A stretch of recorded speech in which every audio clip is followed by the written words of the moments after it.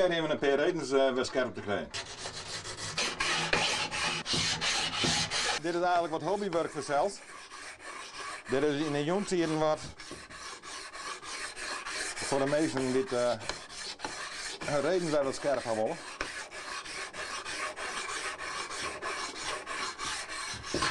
Maar hobby, wat vind je nou leuk man?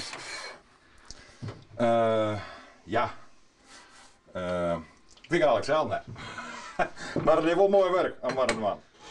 Wat is dat gewoon maar zo'n stien of wat ijzer en... Nou, om er al even mooi glad en scherp te krijgen, dat is, ja, de ene vindt dit mooi, de andere vindt dat mooi en ik vind dit mooi.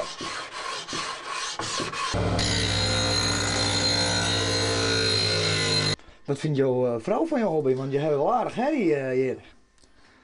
Nou, als je er zit nou een keuken tussen, dus wat dat betreft, als voor in de kamer zit, had ze er weinig les van. En ik denk ook wel dat ze blij is dat had ze dan met je aan de zeuren. Kun je ervan op vakantie? Nee. Als je de stjen uit een van de route de Verut haal je, dan is het al bij. Als je kie draaien? Ja, zo'n stien kost 480 euro. Dus voordat je die de Verut gaat, maar je heel wat reden zo'n hand nog. En toch steen je wat in de bijkeuken, hè? Ja.